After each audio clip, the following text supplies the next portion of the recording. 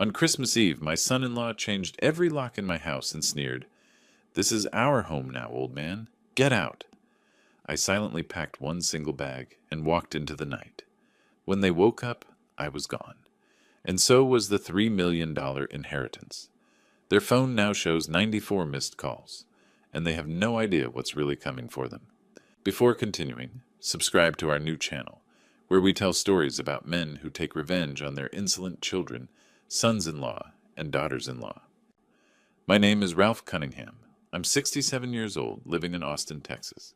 Spent 38 years in commercial real estate management before hanging up my briefcase 2 years back. Built a decent life, collected some fine timepieces along the way, thought I had my priorities straight. Family first, they say. Turns out some families have different ideas about what that means. My daughter Danielle used to be different. I remember when she was 7, running to greet me at the door every evening, her gap-toothed smile brighter than the Texas sun. She'd wrap her small arms around my legs and tell me about her day in that rapid-fire way kids do, words tumbling over each other in excitement. That girl grew into a thoughtful young woman who'd call every Sunday just to check in, who remembered my birthday without Facebook reminders, who actually listened when I talked. Then 5 years ago, she met Jason Morrison at some tech industry mixer. He was 36 then, worked as a mid-level manager at a software company, drove a leased BMW he couldn't quite afford, wore suits that cost more than they should for someone in his tax bracket. I noticed these things. You don't spend 4 decades in commercial real estate without learning to read financial desperation in a man's eyes. But Danielle saw something else. Charm, ambition, confidence. She was 33, tired of dating apps and disappointing setups, ready to settle down. I kept my observations to myself. Big mistake. The wedding was nice enough. I paid for most of it, naturally. Jason's contribution was a rehearsal dinner at a restaurant where the portions were small and the prices astronomical. His mother showed up in clothes that screamed, "Trying too hard," and his father didn't show at all. Red flags everywhere, but love is blind, right? Or maybe just willfully ignorant. The first year of marriage, they lived in a cramped apartment in South Austin. Then Jason started hinting. "That big house of yours, Ralph, must get lonely. All those empty rooms." My wife passed 11 years ago, but I never mentioned loneliness to him. The house at 2847 Riverside Drive wasn't lonely. It was peaceful. There's a difference, though. Jason wouldn't understand nuance if it slapped him across his self-satisfied face. 3 years ago, they asked to move in temporarily. Jason's company was restructuring. They needed to save for a down payment. It would be just 6 months, tops. I'm no fool. I knew 6 months meant indefinitely. But Danielle looked at me with those same eyes from childhood, and I caved. Told myself it would be good to have family around. That's what you're supposed to want at my age, isn't it? The changes started small. Danielle redecorated the guest room, then the living room.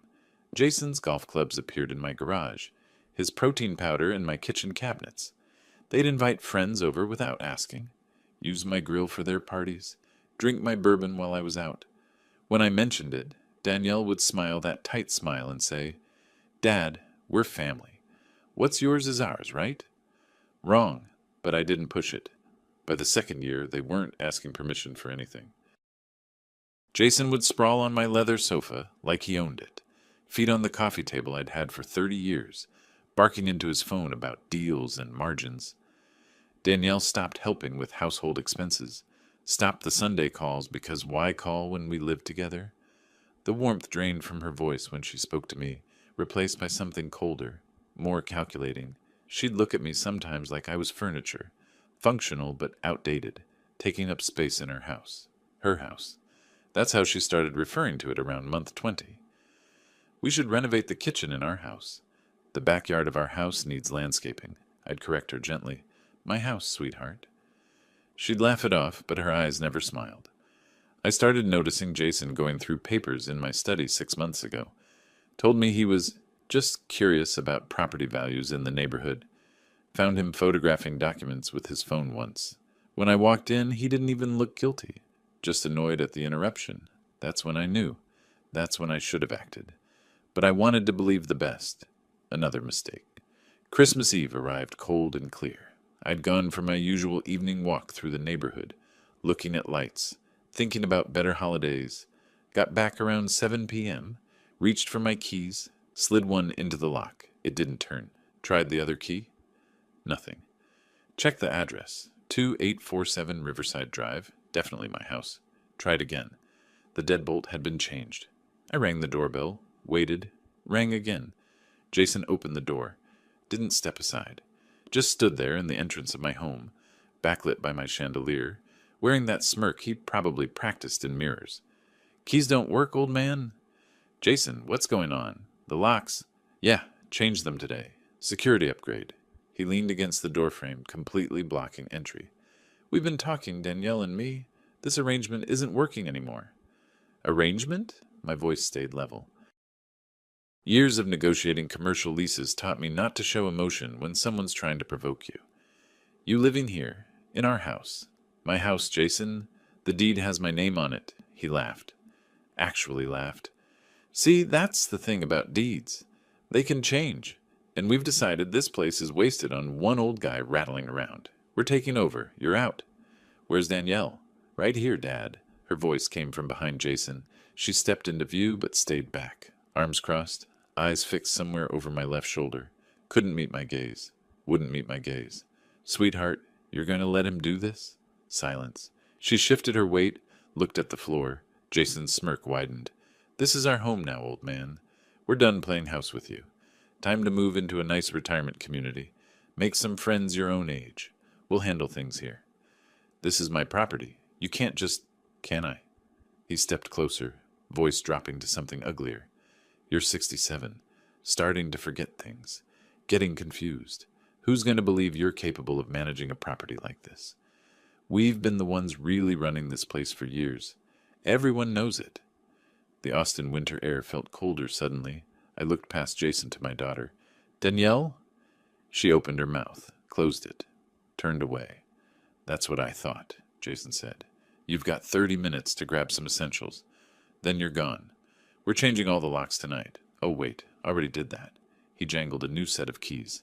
Funny how that works. I could have fought. Could have called the police right then. Made a scene. Claimed my rights. 38 years in real estate taught me something useful, though. Never negotiate from emotion. The man who keeps his head wins. 30 minutes, I said quietly. I'll need to pack properly. Jason's eyebrows rose. Surprised I wasn't yelling, probably. Disappointed, maybe. Men like him enjoy confrontation, feed on other people's distress. I wouldn't give him the satisfaction. Fine. 30 minutes. Not a second more. He stepped aside finally, and I walked into my own home like a guest. Danielle had disappeared upstairs. Couldn't face me, apparently. That told me everything about how deep this betrayal went. The daughter I raised would have fought for me. This stranger wearing her face just wanted me gone.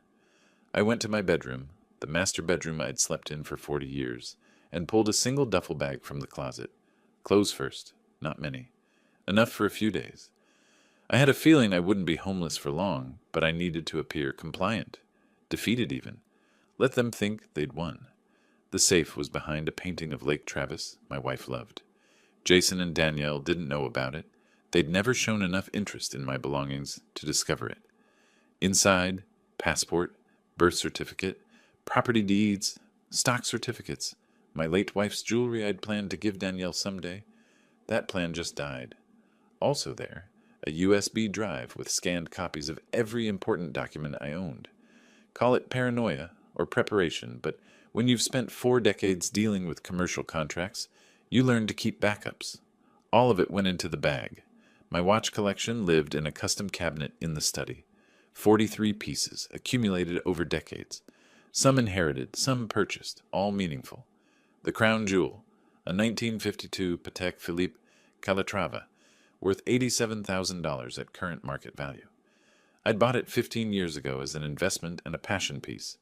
It was in a hidden compartment in the cabinet's false bottom, installed specifically because valuable watches attract attention. I opened that compartment now, removed the Patek Philippe, left everything else. Let them find the main collection. Let them think that's all there was. Let them learn what happens when you count someone else's money before they're in the ground. The rest of the packing was quick. Toiletries, medications.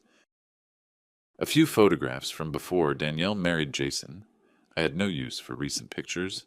A book I'd been reading, my laptop, the essentials.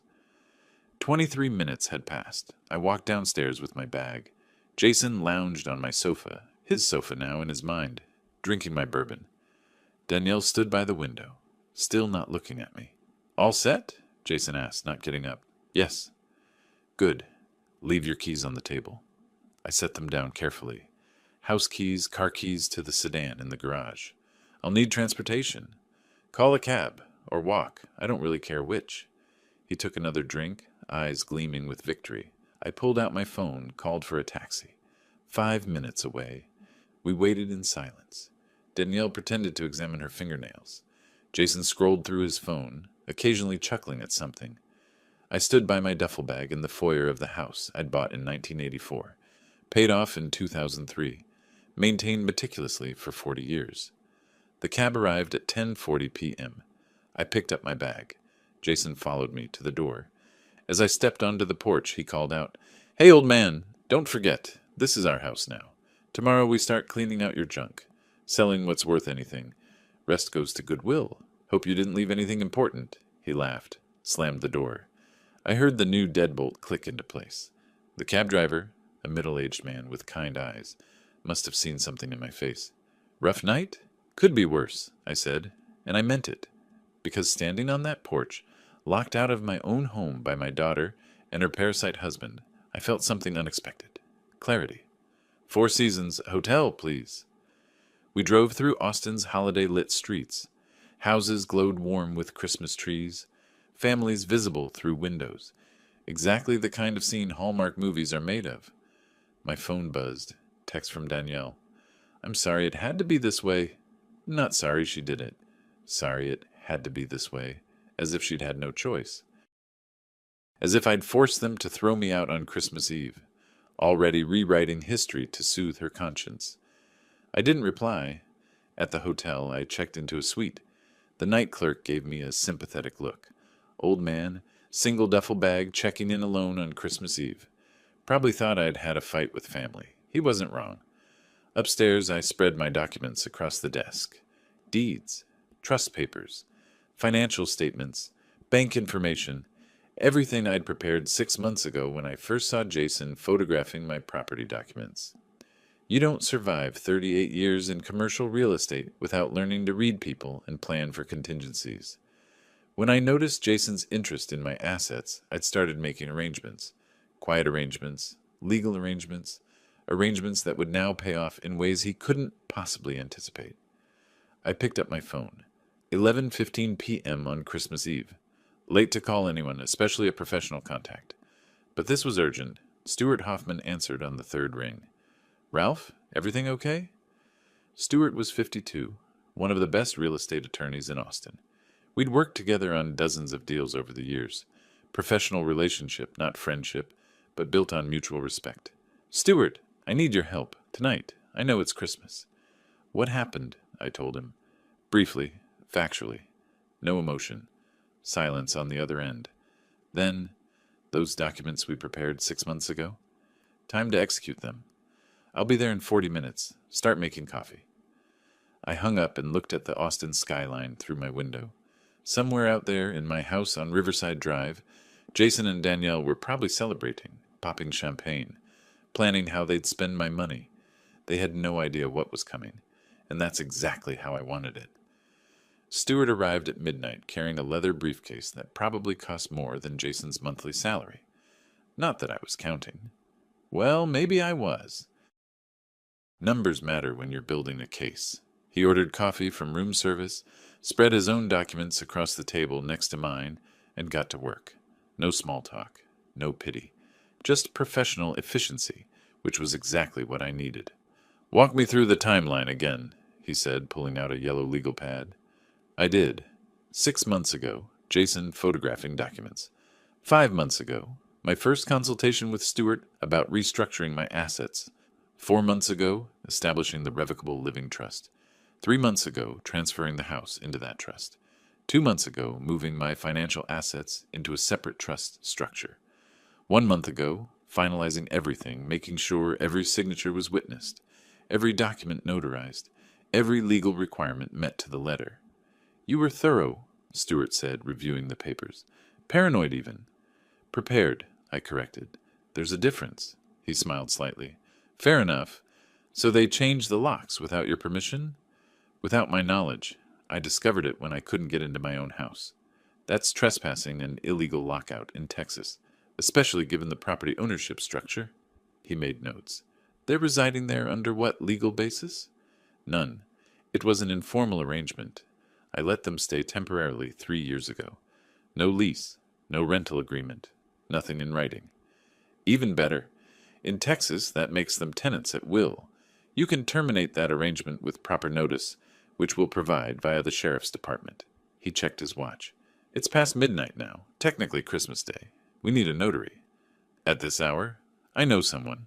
Morris Johnson. He owes me a favor, and he's discreet. Stewart pulled out his phone. You'll want this documented properly. Every step by the book, so Jason can't claim procedural irregularities later. While Stewart made calls, I stood at the window watching Austin sleep.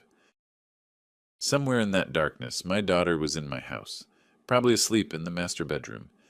Did she feel guilty? Doubtful. People who feel guilty don't stand silently while their spouse throws their father into the street. I thought about the timeline differently now. Not 6 months of preparation, 38 years of preparation. Every contract I'd negotiated, every legal detail I'd memorized, every professional relationship I'd built. Jason thought he was facing a confused old man. He was actually facing 4 decades of accumulated knowledge and connections. The irony was almost funny. Morris Johnson, the notary, arrived at 2:45 a.m. He was 59, slightly overweight, wearing sweatpants under his winter coat. But he brought his seal, his credentials, and no questions beyond the professional ones. Mr. Cunningham, he nodded. Stewart must have briefed him. We spent the next 35 minutes finalizing documents. Stewart had prepared a notice of termination of tenancy, citing the illegal lock change as grounds for immediate eviction. In Texas, that's permissible when a tenant materially breaches the rental agreement, or in this case, the informal living arrangement. Morris notarized everything. His seal made official what my signature had started. This goes to the sheriff's office? Morris asked Stewart. First thing when they open, which is... Stewart checked his phone. In about 5 hours. After Morris left, Stewart packed up his briefcase. You should get some sleep. Will they fight this? Of course they'll fight. Jason will yell about family rights, how he's been maintaining the property, how you're mentally unfit. Standard playbook. Stewart paused at the door. But Ralph, everything we've done is airtight. The house is in a trust where you're the sole beneficiary. Danielle was never added as a beneficiary, so she has no legal claim. Your financial assets are similarly protected. Even if Jason hires the best attorney in Texas, which he can't afford, he'll lose. How long until they're out? Texas law requires 72 hours from service of notice in cases of lease violation. Given that they changed locks illegally, a judge would likely enforce that timeline strictly. Call it 3 days, maybe 4. After Stewart left, I sat in the quiet hotel room. 3:20 a.m., I should have been exhausted. Instead, I felt energized, focused. For 3 years, I'd watched them take over my space, my peace, my home. Watched Danielle transform from my daughter into someone I barely recognized. Watched Jason's contempt grow bolder. I'd told myself I was being patient, understanding, accommodating family. I'd been lying to myself. I'd been afraid. Afraid of conflict, of losing Danielle completely, of being the bad guy in some family drama. So I'd absorbed the insults, the takeover, the disrespect. Christmas Eve changed that. When Jason locked me out of my own home and Danielle said nothing, not a word of protest, not a moment of hesitation, something shifted. Fear transformed into something colder, clearer. I pulled out my laptop and opened a spreadsheet I'd been maintaining for 6 months. Every observation, every incident, every piece of evidence. Line 47. Jason photographing property documents without permission. Line 63. Danielle referring to my house as our house in front of her friends. Line 81. Jason opening my mail from the bank. Line 92. Danielle asking about my will, specifically what I'd left her. Line 118. Jason measuring rooms, making notes about renovation costs. The pattern was clear. This wasn't sudden. They'd been planning this for months, maybe longer. The lock change was just the final move in a game I hadn't realized we were playing. Well, now I knew the rules. I closed the laptop and finally lay down on the hotel bed, turned off the lights, stared at the ceiling. My phone sat on the nightstand, silent. No calls from Danielle. No text beyond that one hollow apology. She'd made her choice, and I'd made mine. At 8:15 a.m., Stewart would deliver the eviction notice to the Travis County Sheriff's Department. By noon, maybe earlier, a deputy would knock on my door, their door in their minds, and hand them papers that would shatter their victory celebration. I wondered how Jason would react. Anger, definitely. Lots of shouting, threats about lawsuits that would go nowhere. And Danielle? Would she understand then what she'd done? Would she realize that silence has consequences? Probably not. People like that never do. They'd blame me, paint themselves as victims, tell friends and family that crazy old Ralph had lost his mind, thrown out his own daughter on Christmas. Let them. I had documentation, witnesses, a paper trail that would stand up to any scrutiny. I turned over, punched the pillow into a better shape. For the first time in 3 years, I fell asleep without listening for footsteps in my hallway, voices in my kitchen, evidence that my home wasn't my own anymore. The sleep was deep, dreamless, peaceful. The next morning, Christmas Day, I woke at 11 a.m. Later than I'd slept in years. The hotel room was quiet, sunlight streaming through gaps in the curtains. My phone showed 6 missed calls, all from Danielle, no voicemails. She never liked leaving messages, preferred texting, but there were no texts either, just the calls, wanting me to answer so she could say, "What? More hollow apologies? Demands that I come back and accept their coup?" I deleted the call log and ordered breakfast from room service. While I ate, I thought about timing. Stewart was delivering the eviction notice around 8:15 a.m. Standard procedure meant the sheriff's department would assign it to a deputy who'd drive out to Riverside Drive. That could take anywhere from 2 hours to 6, depending on their queue. So Danielle and Jason were probably still basking in their victory, unaware that legal machinery was already grinding toward them. I imagined the scene. Them sleeping late in my bedroom, waking up leisurely, making breakfast in my kitchen, planning their day, maybe discussing which of my possessions to sell first. The watch collection would be tempting. 43 pieces in that cabinet, some worth serious money. Except they wouldn't find the Patek Philippe, and the rest, while valuable, weren't nearly as valuable as they'd assume. I'd bought smart over the years, but I'd also bought what I loved, not just what would appreciate. Some of those watches were worth $2,000, maybe $5,000. Not the fortune Jason probably imagined. The thought made me smile into my coffee. My phone rang. Danielle again. I let it go to voicemail. This time she left a message. "Dad, it's me. We need to talk.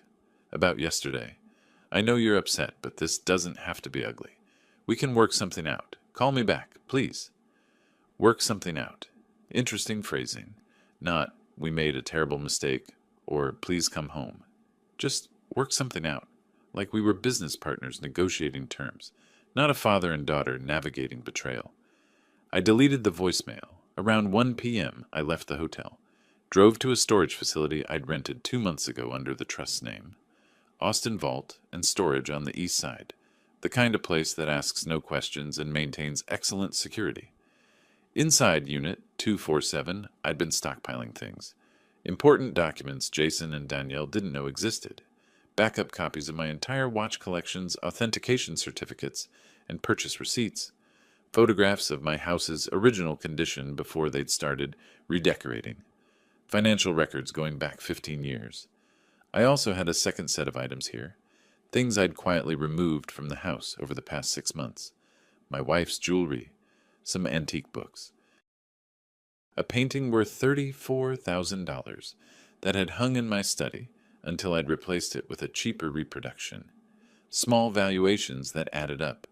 Jason and Danielle would inventory my belongings and think they knew what I owned.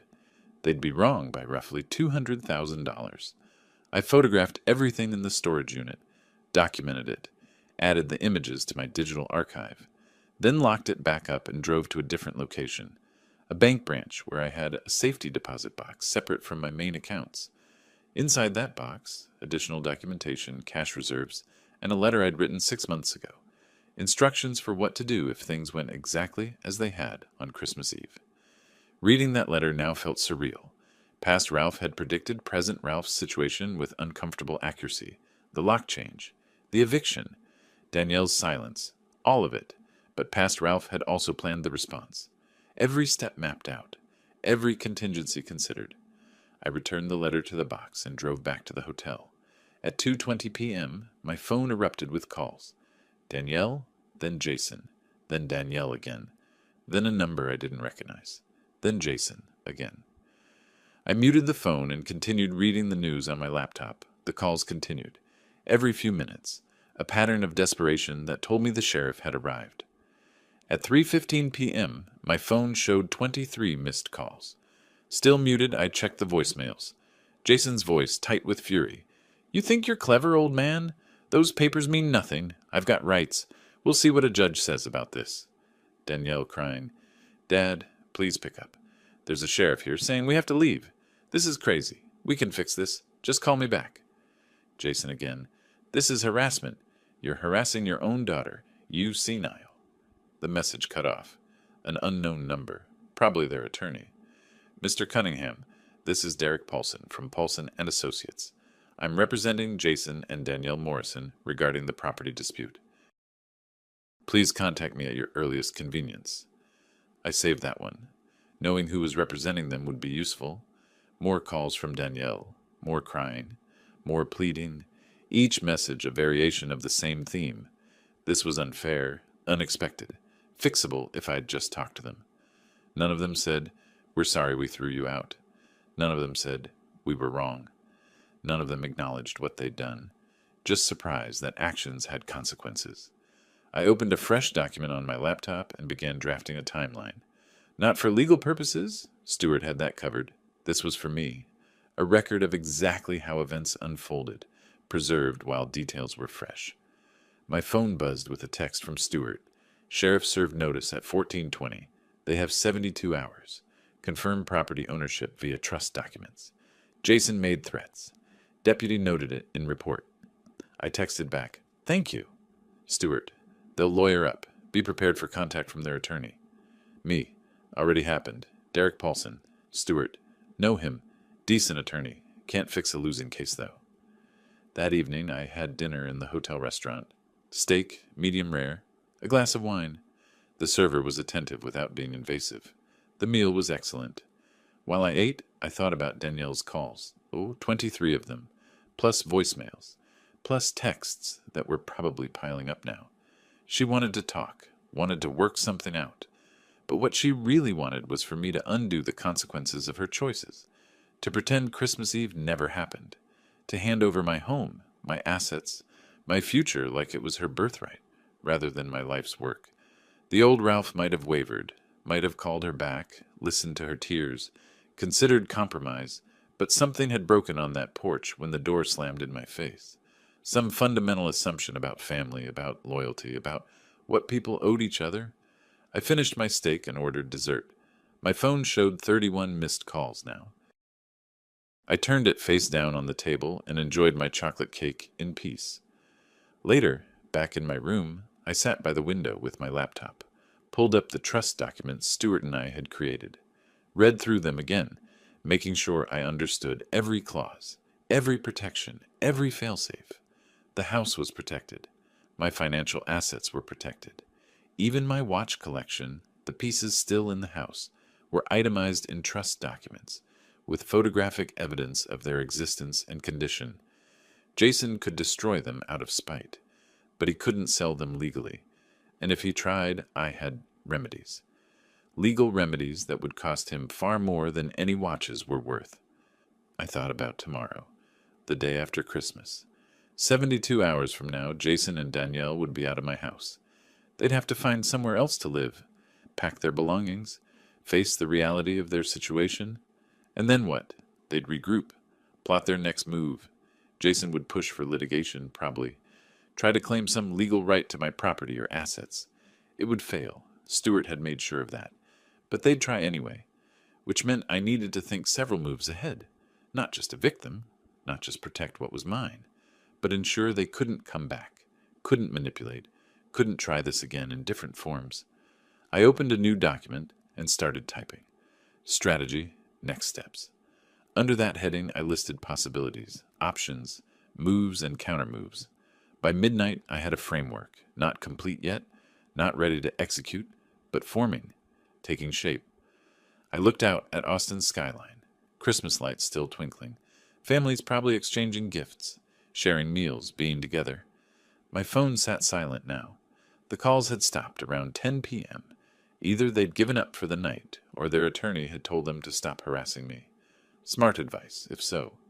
Every call, every message, every voicemail was documentation of their desperation. I saved my documents, backed everything up to secure cloud storage, and finally prepared for bed. Tomorrow would bring new developments. The 72-hour clock was ticking. Jason and Danielle would scramble, scheme, search for leverage they didn't have, and I would watch, plan, prepare. Because this wasn't about revenge, not really. It was about something simpler, showing people exactly who they'd chosen to betray, and making absolutely certain they understood the cost. 2 days passed in silence. Well, not complete silence. My phone kept ringing. By the end of the second day, the missed call count had climbed to 47. Danielle mostly, but Jason too, his voicemails progressively angrier. Their attorney, Derek Paulson, left 3 messages. Professional, measured, requesting a conversation.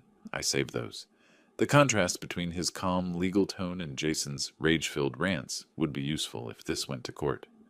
On the third morning, I finally answered. Not because I'd softened, not because 47 calls had worn me down, but because the 72-hour eviction window was closing, and I wanted Danielle to understand something before they left my house for good. She picked up on the first ring. "Dad, thank goodness. I've been trying to reach you for days. I know. 47 calls. We need to talk. This whole thing is a misunderstanding. We can work this out." "Danielle," my voice cut through her pleading, "there's nothing to work out. The sheriff served you an eviction notice. You have until tomorrow morning to leave my property." "Your property?" Her voice shifted, tears giving way to something sharper. "Dad, I'm your daughter. That house should be mine someday. We were just what? Speeding up the inheritance timeline by throwing me into the street?" Silence on the other end. Then sniffling. The tears were back. "It wasn't like that. Jason thought he could bully an old man out of his home, and you stood there, silent. Not one word of protest. I was shocked. I didn't know he was going to... Don't lie to me, Danielle. You knew. Maybe not the exact timing, but you knew. You've been calling my house our house for over a year. You've been asking about my will. You and Jason have been planning this." More silence. Then, "We just needed help. Jason's been under so much financial pressure, and we thought..." "You thought you could take what wasn't yours." Her voice hardened. "What about the inheritance you promised me? $3 million, you said. You told me I'd be taken care of." "I never promised you anything." "I said you'd be provided for. Past tense. That was before Christmas Eve. You can't do this. I'm your only child. And you made your choice. On Christmas Eve, you chose Jason's greed over your father's dignity. Now you live with that choice. Please." The tears were flowing now. I could hear it in her voice. "We'll move out. We'll apologize. Just don't cut me off completely. That money, we need it. Jason owes $127,000 in debts, and without your help..." There it was. Not, "I'm sorry for what we did." Not, "I was wrong to betray you." Just, "We need your money." "Danielle, listen carefully. You stood silent while your husband threw me out of my home on Christmas Eve. You didn't defend me. You didn't stop him. You chose his side. There are consequences for that choice. But the inheritance? I never promised you an inheritance. You assumed. There's a difference, a very large difference." I could hear Jason's voice in the background asking what I was saying. Danielle's hand muffled the phone, their voices arguing. Then she was back. Dad, you don't understand. We were counting on that money. We have plans. Your plans aren't my responsibility. Not anymore. You're being cruel. After everything you've what? After you moved into my house temporarily and stayed 3 years? After you took over my space, my belongings, my peace? After you let your husband lock me out on Christmas Eve? She was crying harder now. I didn't mean for it to happen like that. But you let it happen. That's what matters. I hung up, turned off the phone, sat in the hotel room watching Austin wake up through the window. The conversation left a bitter taste. She still didn't understand. Still thought this was about money, about inheritance, about what she was owed. She didn't grasp that this was about respect, about dignity, about a daughter who watched her father get thrown into the cold and said nothing. That evening, I received an email from Derek Paulson, professional, outlining his client's position. They were willing to vacate the property as ordered, but they wanted to discuss equitable distribution of assets and reconciliation of verbal commitments regarding inheritance. I forwarded it to Stewart with a note. They're fishing. No verbal commitments were ever made. Stewart's response came within minutes. Understood. I'll draft a response. They have no legal standing, but Paulson's doing his job. The next 10 days were a blur of legal maneuvering. Jason hired Paulson to challenge the trust documents, claiming I'd been unduly influenced, that I lacked mental capacity, that Danielle had a verbal contract for inheritance. All of it failed. Stewart had documented everything meticulously, every signature witnessed, every document dated and notarized, medical records showing I was completely competent, bank statements proving I'd managed my own affairs without assistance. By the time the judge reviewed the case, it took less than 20 minutes to dismiss Jason's claims entirely. The eviction happened on schedule.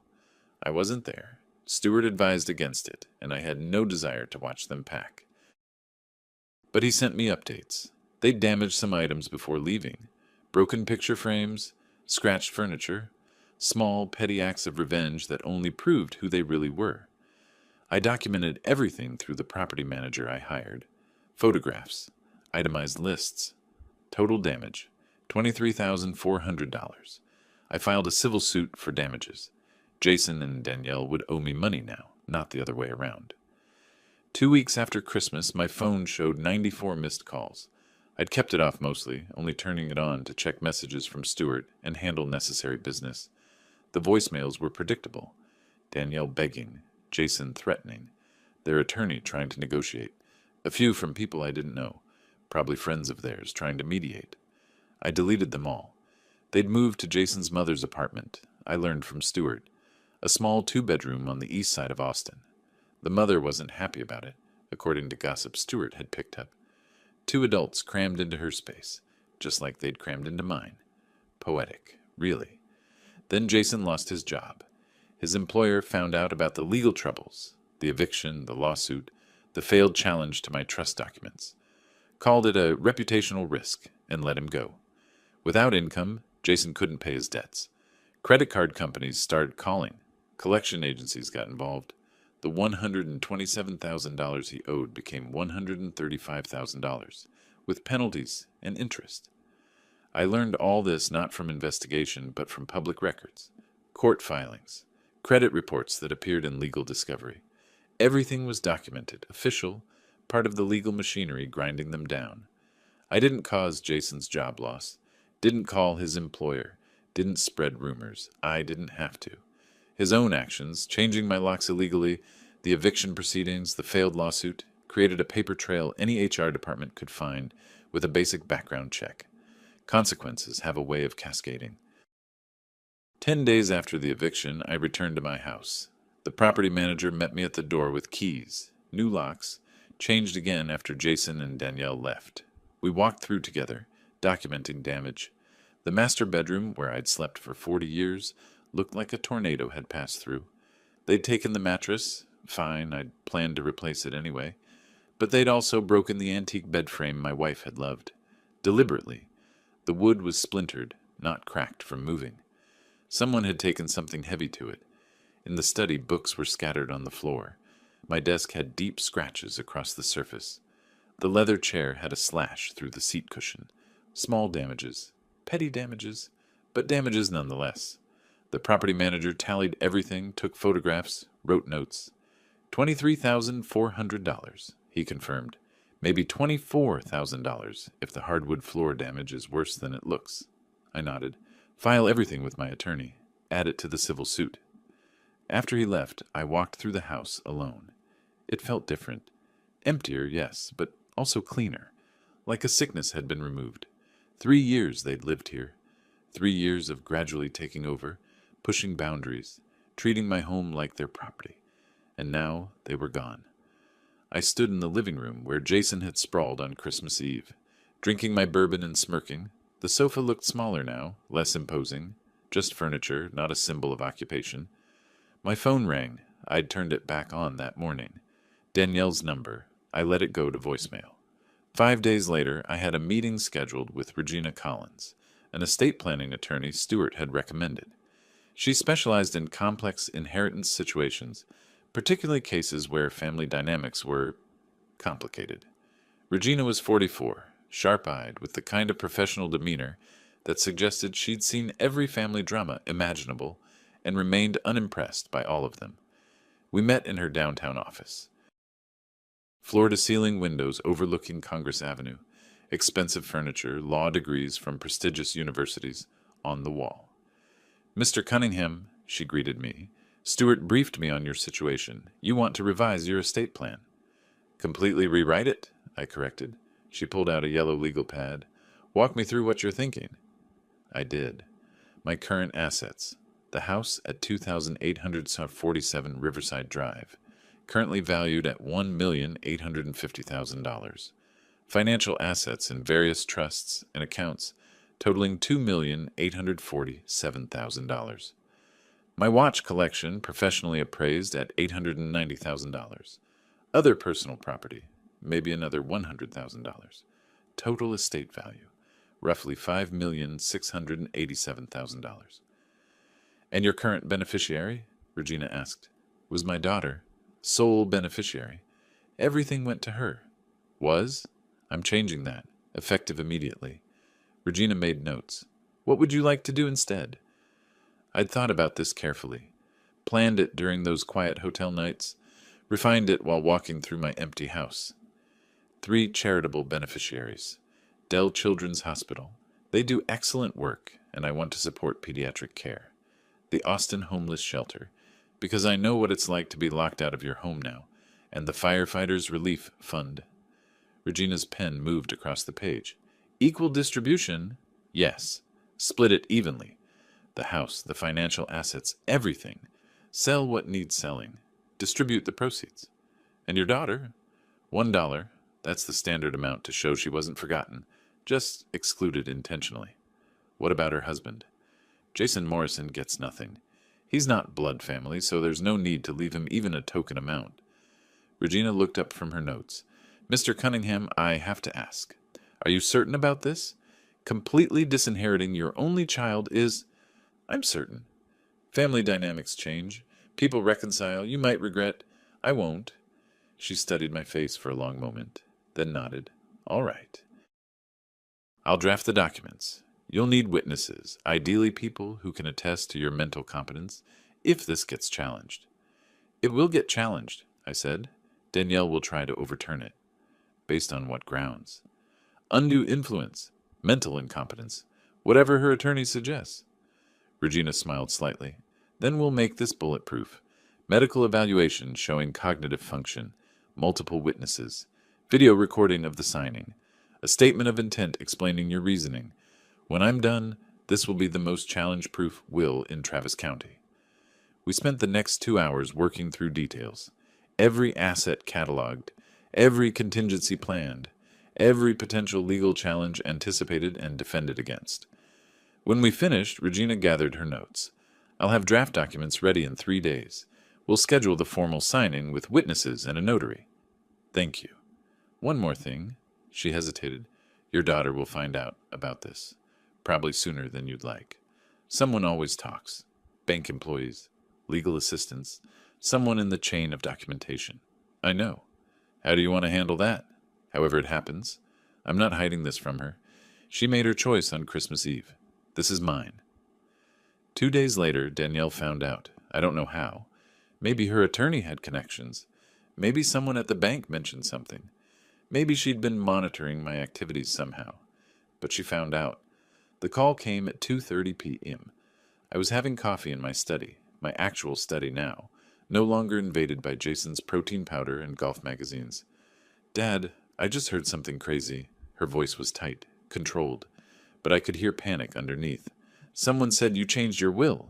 That's not true, right? I set down my coffee cup. It's true. Silence. Then, what do you mean it's true? I rewrote my entire estate plan. New beneficiaries. New? What are you talking about? I'm your daughter. Yes. And you'll receive $1, standard amount for intentional exclusion. I could hear her breathing on the other end, fast, shallow. $1? Dad, that's insane. You have almost $6 million in assets, and you're leaving me $1? That's correct. Where's the rest going? Charity, Dell Children's Hospital, the homeless shelter, the firefighters' relief fund. Charity? Her voice cracked. You're giving millions to charity instead of your own daughter. Yes. Why? Because of Christmas? Because we made one mistake? One mistake? I kept my voice level, calm. Danielle, you didn't make a mistake. You made a choice, a deliberate, calculated choice to stand silent while your husband threw me out of my home. You chose Jason's greed over your father's dignity. That wasn't a mistake. That was who you revealed yourself to be. We were desperate. Jason's debts aren't my problem. They never were. I'm your daughter, she was crying now, full sobs. You can't do this to me. I already did. She tried speaking, but the sobs made words impossible. I waited. Eventually, she managed. Please, please don't do this. I'll do anything. I'll leave Jason. I'll apologize. Whatever you want. Danielle, the problem isn't Jason. The problem is you. You're the one who stood silent. You're the one who let it happen. You're the one who showed me exactly what our relationship means to you. Less than a house. Less than money. Less than whatever Jason promised you. That's not fair. Fair? You want to talk about fair? Is it fair to throw a 67-year-old man onto the street on Christmas Eve? Is it fair to change the locks on his own house? Is it fair to count his money before he's dead? Through the phone, I heard Jason's voice in the background, asking what was happening. Danielle's voice, muffled. He changed his will. Everything goes to charity. Jason's response was loud enough I could hear it clearly. He can't do that. Get that lawyer back on the phone. You can try to challenge it, I said calmly. Derek Paulson can file whatever motions he wants. But Regina Collins is one of the best estate attorneys in Texas, and she made this will challenge-proof. You'll lose, and you'll waste money you don't have on legal fees. Dad, please! I hung up, set the phone on my desk, picked up my coffee.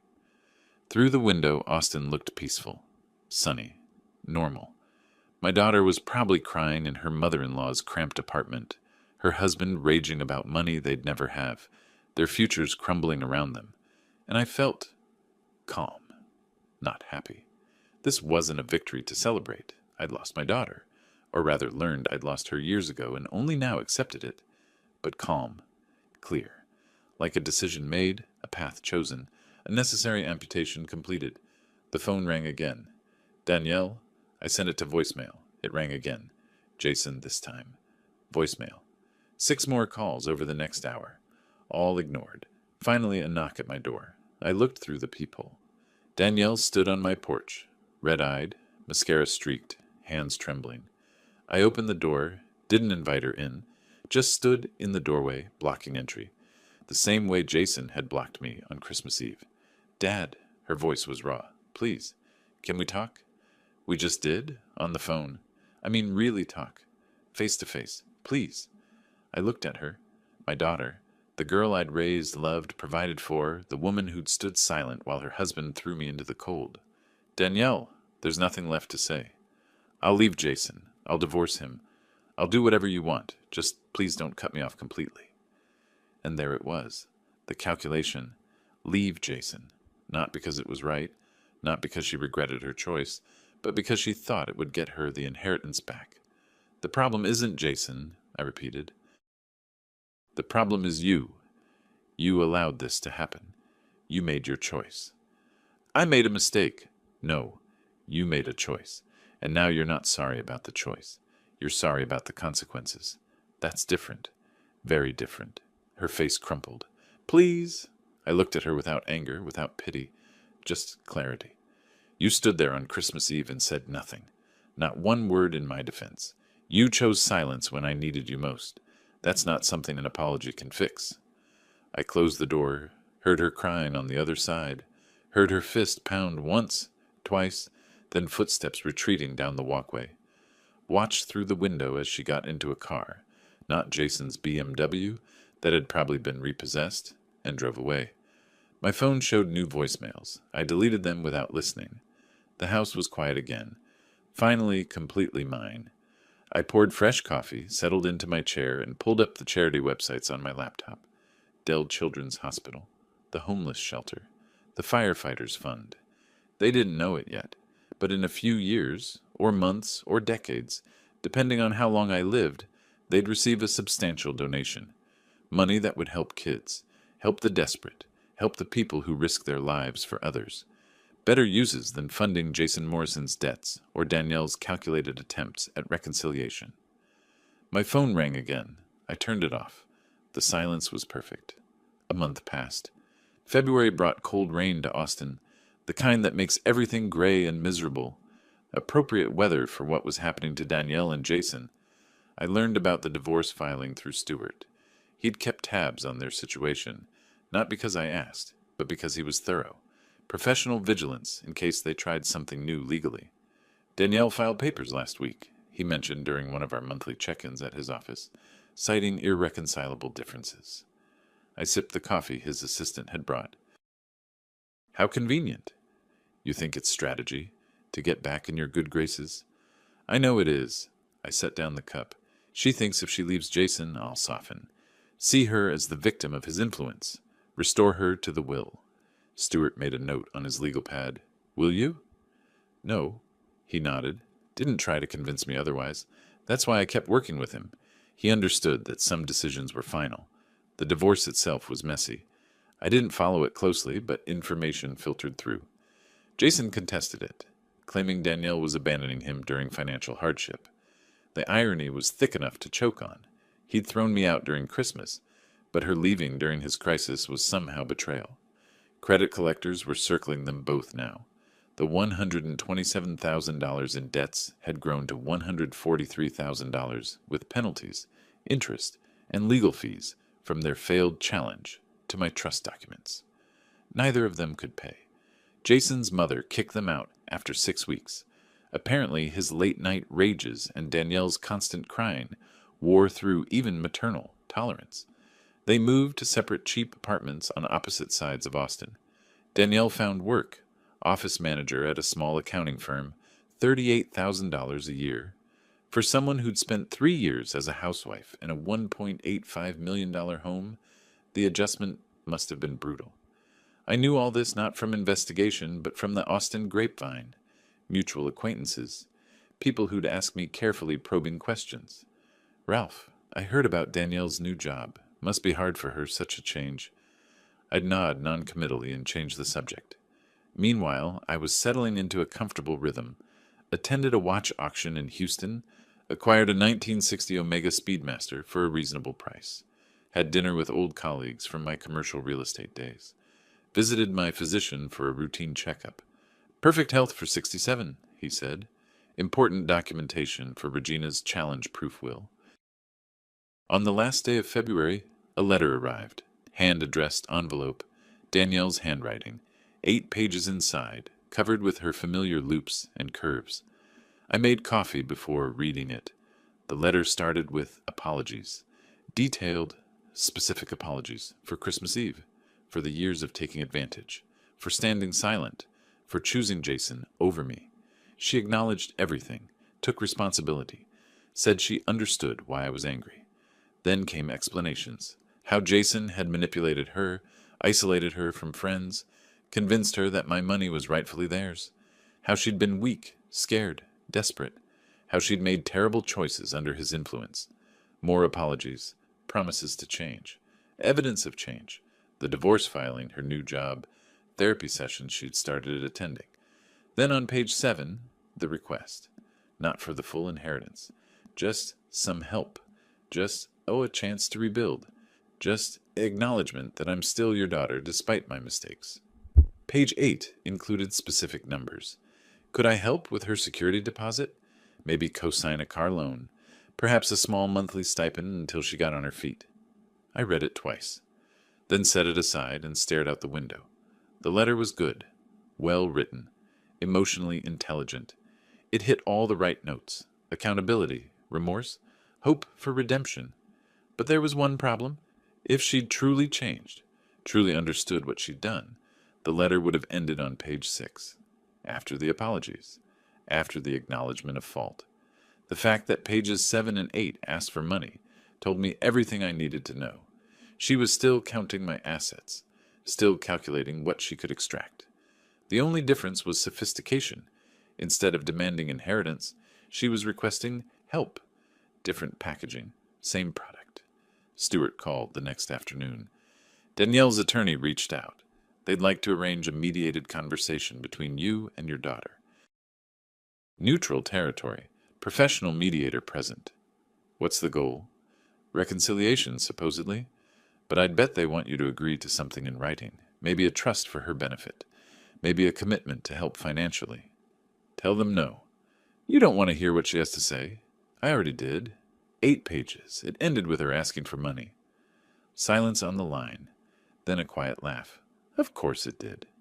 If she'd truly changed, Stewart, she would have apologized and asked for nothing. The fact that she can't separate remorse from financial requests tells me everything. Understood. I'll decline on your behalf. I spent that evening in my study, surrounded by my watch collection. 43 pieces now, including the new Omega. Each one a story. Each one chosen carefully, appreciated fully. The Patek Philippe sat in its case on my desk. $87,000 of Swiss engineering and artistry.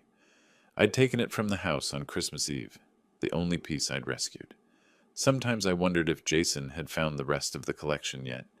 If he'd opened that custom cabinet and discovered the hidden compartment. If he'd realized what he'd lost when he threw me out. Probably not. Jason was too focused on what he couldn't have to notice what he'd already lost. My phone rang. I'd started keeping it on again, number changed, only distributed it to people who mattered. Unknown number. I almost declined, then curiosity got the better of me. Mr. Cunningham? A woman's voice, young, professional. This is Amanda Chen from the Austin American-Statesman. I'm working on a piece about charitable giving in Austin, and your name came up in my research. Would you have time for a brief interview? I considered. What kind of piece? Human interest. Local philanthropists. What motivates their giving? Impact on the community? Nothing invasive. How did you get my name? Dell Children's Hospital mentioned you've been in contact about potential future donations. Ah. Regina must have notified them as part of the estate planning. Professional courtesy, letting them know they were beneficiaries. I haven't made any donations yet. I understand. But the hospital administrator spoke very highly of your planned contribution, said it would significantly expand their pediatric cardiac wing. I thought about it. Publicity wasn't my goal, but maybe public acknowledgement of where my money was going would make one thing clear to Danielle. Reconciliation wouldn't change my plans. All right, brief interview. My home, next Tuesday at 2 p.m. Perfect. Thank you, Mr. Cunningham. After hanging up, I smiled slightly. Danielle would read that interview, see the charitable plans laid out in newsprint, understand that her letters and mediation requests were pointless. Maybe then she'd finally stop calculating and start accepting. Or maybe not. But either way, the message would be clear. March arrived with better weather, but worse behavior from Jason. Stewart called on the 3rd of the month. You should know, Jason Morrison hired a private investigator, guy named Marcus Webb. He's been asking questions about your financial dealings, looking for irregularities in the trust documents. Will he find any? No, But he's also spreading rumors, talking to your former colleagues, suggesting you're mentally declining, that you've been manipulated by predatory attorneys who convinced you to disinherit your daughter. I leaned back in my chair. My reputation can handle it. I know, but you should be prepared. Some of your old contacts might reach out, concerned. They did. Over the next week, I received calls from 3 former colleagues. Polite, careful inquiries about my well-being. Was I sure about my estate decisions? Had I considered the family implications? Perhaps a second opinion from another attorney? To each I gave the same response. I appreciate your concern. My decisions are made with full mental clarity and legal guidance. The situation is more complicated than you've heard, and I'm confident in my choices. Most accepted this. A few pushed harder, clearly primed by Jason's investigator. I remained polite, but firm. The investigator himself, Marcus Webb, showed up at my door on a Tuesday morning. Early 50s, cheap suit, of the kind of face that had seen too much and expected worse. Mr. Cunningham, I wonder if I could ask you a few questions about your estate planning. No. I'm working on behalf of your daughter, sir. She's concerned about... My daughter can communicate with me directly if she has concerns, through appropriate legal channels. She says you won't return her calls. That's correct. He tried a different angle. Sir, I've been reviewing public records. The speed of your asset restructuring, the timing around your daughter's residence in your home. Some might say it looks like a pattern of retaliation rather than sound financial planning. I smiled. Cold. Some might say a lot of things. Do you have actual questions, Mr. Webb? Or just insinuations? I'm trying to understand. You're trying to find something to challenge my legal decisions. You won't. Every document is properly executed, properly witnessed, and properly filed. My mental competency is documented by my physician. My decisions are supported by legal counsel. You're wasting your time and Jason Morrison's money. He's not paying me. Your daughter is. With what money? She makes $38,000 a year. Webb shifted uncomfortably. That's between me and my client. Then we're done here. I stepped back and closed the door. Watched through the window as he walked to his car, making notes. Let him investigate. He'd find nothing because there was nothing to find. But Jason wasn't done. The rumors intensified. Whispers at the country club I occasionally visited. Awkward silences when I joined professional gatherings. Someone even left a voicemail suggesting I might want to reconsider my stance before permanent damage was done to my relationship with Danielle. I ignored it all. 38 years in commercial real estate had built a reputation stronger than Jason's desperate gossip campaign. Then the first week of April, Jason escalated. I was in my study reviewing some investment statements when I heard shouting outside. Looked out the window to see Jason on my front lawn, clearly intoxicated, yelling at my house. You think you're so smart, old man? You think you can just throw us away? I called the police, calmly. Gave them my address and a description. Jason continued raging. That money should be Danielle's. You're a selfish, vindictive... The rest was incoherent. He stumbled toward the porch, tried the door, locked, obviously, then kicked it. Once, twice. I watched from the window. Didn't engage, didn't go outside. Just documented everything with my phone camera. The police arrived 7 minutes later. 2 officers, professional and patient. They approached Jason carefully, tried to calm him down. He swung at one of them, missed badly, and that was the end of his freedom. They arrested him for public intoxication, disturbing the peace, attempted assault on an officer, and vandalism to my property. The door had a noticeable dent from his kicks. I gave a statement, showed the video footage, pressed charges. Jason spent the night in jail. Danielle bailed him out the next morning. I learned this from the police report Stewart obtained. Then my phone rang. Danielle's number. I almost didn't answer, but curiosity won. Dad, her voice was ragged, exhausted. Please, Jason's losing his mind. He's drinking, making threats. I don't know what to do. Please help me. Help you how? I don't know. Talk to him. Drop the charges, something. He's spiraling and I'm scared. Then leave. Go somewhere safe. There are domestic violence resources. I can't afford to go anywhere. I have barely enough for rent and food. That's not my problem, Danielle. He's threatening you. Doesn't that matter? The police have it documented. If he comes near my property again, he'll be arrested. That's how the system works. You're my father. She was crying now, full breakdown. Please, I'm begging you. I made mistakes, but I don't deserve this. Help me. I thought about Christmas Eve, about standing on my own porch, locked out, listening to Jason's taunts while Danielle stood silent. You chose him, Danielle. You stood there and chose him over me. Now he's your problem to solve. But I'll give you this advice. If he's threatening you, call the police. If you need shelter, here are the numbers for women's services. I texted her 3 contact numbers for domestic violence support organizations. That's your help? Phone numbers? That's more than you gave me on Christmas Eve? Silence. Then she hung up. I blocked her number. Should have done it weeks ago. Stewart called an hour later. Jason Morrison's attorney is requesting a restraining order against you, claiming you're harassing his client through false police reports. I laughed. Actual laughter. He kicked my door while drunk and swung at a cop. It's on video. I know. The motion will fail, but it shows their desperation. Good. Let them be desperate. 2 weeks later, Danielle's divorce from Jason finalized. No assets to split, only debts. She got $73,000 in credit card debt. He got $70,000. The legal fees added another $12,000 each. They destroyed themselves financially, legally, and socially, all because they couldn't resist trying to steal what wasn't theirs. I received one more letter from Danielle after the divorce, shorter this time, only 2 pages. It said she understood now, said she accepted my decision, said she didn't expect forgiveness or money. Said she just wanted me to know that she finally understood what she'd lost, and it wasn't the inheritance. It was almost convincing. Then the last paragraph asked if we could have coffee sometime. Just talk, no agenda. I filed the letter with the others, documented evidence of persistent contact despite clear boundaries, and I didn't respond. Because the problem wasn't that Danielle didn't understand. The problem was that she understood perfectly, and still couldn't stop trying to manipulate the situation. Some people never learn, but I had.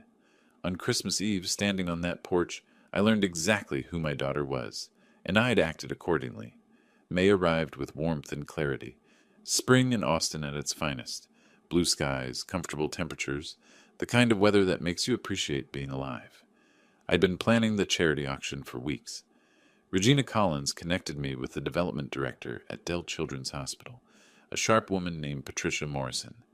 No relation to Jason, thankfully. She helped coordinate everything.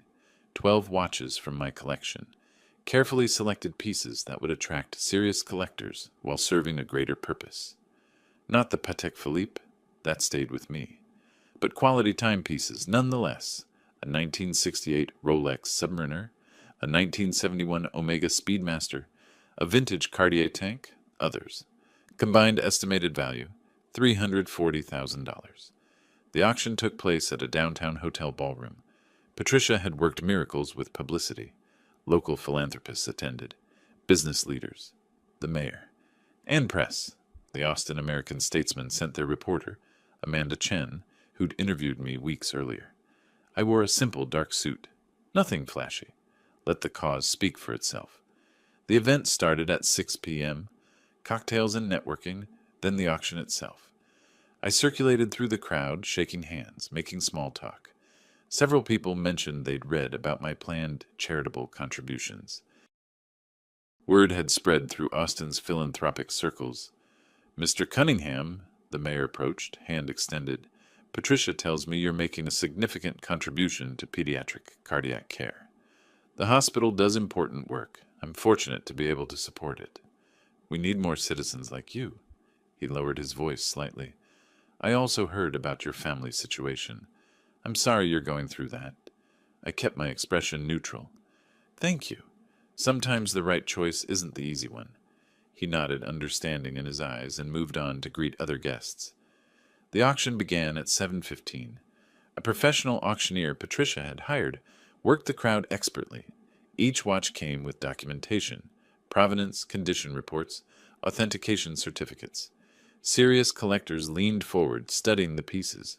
The Rolex Submariner went for $42,000. The Omega Speedmaster for $38,500. One by one, my watches found new homes. The crowd was enthusiastic, competitive.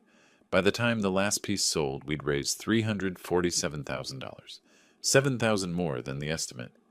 Patricia hugged me. This is incredible. This will fund the entire expansion of the cardiac wing. I shook hands with the winning bidders, thanked them for their generosity, posed for photographs, accepted congratulations from people I barely knew. Then Amanda Chen appeared with her notebook. "Mr. Cunningham, could I get a few words for tomorrow's paper?" We found a quiet corner. She asked about the collection, about what motivated the donation, about future philanthropic plans. I chose my words carefully. Material possessions have value, but only if they serve a purpose beyond ownership. These watches will help children who need cardiac care. That matters more than having them sit in a cabinet. What inspired this particular donation? I paused, measuring my response. Sometimes life teaches you what really matters. Family relationships can be complicated. Sometimes they disappoint us. But that doesn't mean we stop doing good in the world. In fact, disappointment from those closest to us can clarify what we truly value. Amanda wrote quickly. Are you referring to your daughter? I'm referring to the fact that we all face disappointments. The question is whether those disappointments make us bitter or motivate us to help others. I chose the latter. Your daughter Danielle, she's been through a difficult divorce recently, correct? I met her eyes steadily. I don't discuss family matters publicly, but I will say this. Sometimes the hardest disappointments come from the people we love most. That doesn't have to stop us from making positive contributions to society. She nodded, understanding the boundary. And your future plans? Continue supporting causes that matter. Dell Children's Hospital, the homeless shelter, the Firefighters Relief Fund. When my time comes, my estate will support these organizations substantially. The interview wrapped up. Amanda thanked me, promised to send me the article before publication. The event wound down around 9 p.m. I said my goodbyes, declined invitations to after-parties, drove home through Austin's quiet streets, feeling settled, peaceful. The article ran 2 days later, front page of the local section. Local philanthropist raises $347,000 for Children's Hospital. Amanda had quoted me accurately. My comments about disappointment from loved ones were subtle enough, no names mentioned, but anyone who knew the situation would understand. I was having breakfast when my phone rang. Unknown number. I almost declined, then recognized the area code. Local. Against my better judgment, I answered. Dad. Danielle's voice. Not her regular number. She must have used someone else's phone to get past my block. I read the article. Then you know where my priorities lie. You talked about me, to the press, without naming me, but everyone will know. I talked about values, about choosing purpose over bitterness. If you see yourself in that, perhaps you should examine why. Silence. Then, there's a hospital fundraiser next week, reception for major donors. Patricia Morrison sent me an invitation. I used to volunteer there years ago. I'm coming. That's your choice. I want to talk to you, face to face, please. I should have said no, should have hung up. But curiosity, or maybe the need for absolute closure, made me pause. If you attend the fundraiser, I'll listen to what you have to say. Once, that's all. Thank you. That's all I'm asking. She hung up before I could change my mind. The hospital fundraiser fell on an evening when spring was showing off. Perfect weather, clear skies, the kind of night Austin does best. I arrived early. The event was in the hospital's new conference center. Ironically, in the wing my future estate would help expand further. Patricia greeted me warmly, introduced me to board members and major donors. Danielle arrived at 7:30. I saw her across the room before she saw me. She'd lost weight, the stress diet of financial collapse and divorce, wore a conservative dress, minimal makeup, looked older than 38, worn down. Our eyes met. She approached slowly, carefully, like approaching a skittish animal. Dad, Danielle, thank you for agreeing to talk. You have 5 minutes after my remarks to the donors. I gave my speech at 8 p.m. Brief words about the importance of pediatric cardiac care, about community responsibility, about using resources to help those who can't help themselves. The crowd applauded. Patricia thanked me publicly for my contribution. Afterward, I found Danielle waiting near a side hallway. We walked to a quiet alcove away from the main event. You wanted to talk. She took a breath. I've been in therapy. Real therapy, not just to manipulate you. Working on understanding what happened. Why I made the choices I made. Good for you. I know I don't deserve forgiveness. I know what I did was unforgivable. Standing there while Jason threw you out, that was... Her voice broke. That was the worst thing I've ever done. I waited, said nothing. I'm not asking for the inheritance back. I'm not asking for money. I just wanted you to know that I finally understand. Not just with my head, but really understand. What I destroyed wasn't the inheritance. It was us. And that's on me, not Jason. You're right. It is. She wiped her eyes. I keep thinking about Christmas Eve. About that moment when I could have spoken up. Could have stopped him. And I just didn't. I don't even know why. Fear, greed, stupidity, all of it. The why doesn't change what happened. I know. She looked at me directly. I just needed you to know that I know. That I'm not still making excuses. I did this. Me. And I have to live with that.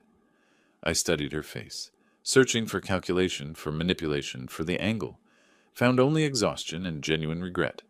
But regret isn't the same as redemption. Danielle, I kept my voice even. Let me ask you something. If I hadn't had any money, if I was just a poor retiree living in a modest apartment, and Jason had thrown me out on Christmas Eve, would you be here now? Would you have gone to therapy? Would you have realized your mistake? She opened her mouth, closed it. The silence stretched. That's what I thought, I said quietly. You're not sorry about betraying me. You're sorry about the consequences. Those are very different things.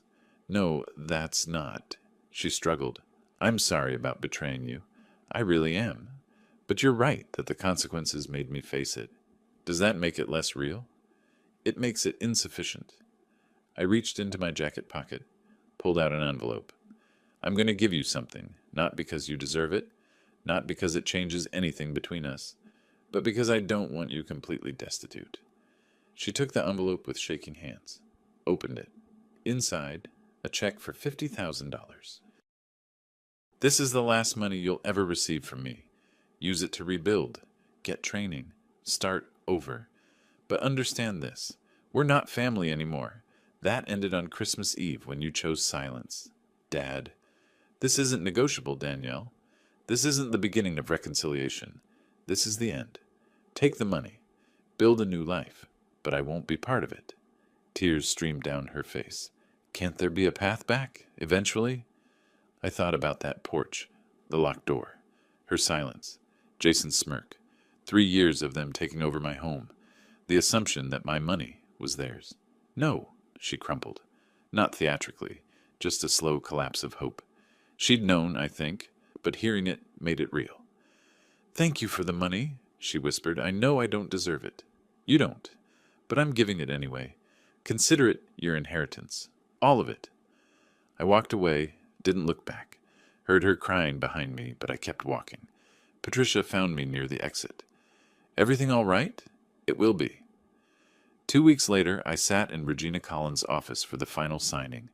The will had been prepared, reviewed, approved. 3 witnesses present, Regina's law partners. Morris Johnson, the notary, ready with his seal. Regina walked me through each clause. The house to Dell Children's Hospital. They'd sell it, use the proceeds for equipment and staffing. My financial assets split between the hospital, the homeless shelter, and the firefighters' fund. The remaining watch collection to be auctioned, proceeds divided among the same charities. Total estate value, $5,687,000. Danielle's portion, $1. Jason Morrison's portion, 0, as he wasn't related by blood. I signed. The witnesses signed. Morris notarized everything. It was done. Challenge proof? I asked Regina. As close as legally possible. Video recorded signing, medical documentation of competency, clear statement of intent. If she tries to contest it, she'll spend whatever money you just gave her on legal fees and still lose. Good. That evening I sat in my study. My real study now, free from invasion. The house was quiet, peaceful, mine. My watch collection sat in its cabinet, 31 pieces left after the auction, each one chosen, appreciated, valued. Not for their price tags, but for what they represented. Precision, craftsmanship, time itself made visible. I poured coffee, sat in my favorite chair, looked out the window at Austin's skyline. My phone sat on the desk, silent. No calls from Danielle. She'd finally accepted reality. No calls from Jason. He'd moved to Dallas, Stewart had mentioned. Chasing new schemes, new victims probably. I thought about the last 5 months. From Christmas Eve locked out of my home to this moment, sitting in complete peace. Was I happy? Not quite. Happiness seemed too simple a word for what I felt. Satisfied, maybe. Vindicated. Certainly free. Free from expectation, free from manipulation, free from the burden of family members who saw me as a resource rather than a person. The money would do good. Children would receive cardiac care. Homeless people would find shelter. Firefighters would get support when they needed it. Better uses than funding Jason's debts or Danielle's calculated redemption attempts. Outside, the city lived its life. Cars passed, people walked. The world turned, indifferent to one old man's family drama, which was exactly how it should be. I finished my coffee, wound my Patek Philippe, the one possession I'd saved from Christmas Eve, watched the second hand sweep smoothly around the face. Time moves forward. Events happen, consequences follow. Justice, I'd learned, isn't always about revenge. Sometimes it's simply about ensuring that actions have appropriate outcomes. That people who choose greed over loyalty, silence over support, theft over respect, face the natural results of those choices. I hadn't destroyed Danielle and Jason. They destroyed themselves. I just declined to save them. For the first time in 5 years, really, for the first time since Danielle married Jason, I felt completely at peace with my life. Not happy, not sad, not angry, just clear. And that I'd learned was worth more than any inheritance. If you like this story, subscribe to our new channel and listen to a few stories there. You can find the link to it in the collaboration or description of this video, or in the comments. Subscribe so you don't lose us, because this channel may soon cease to exist.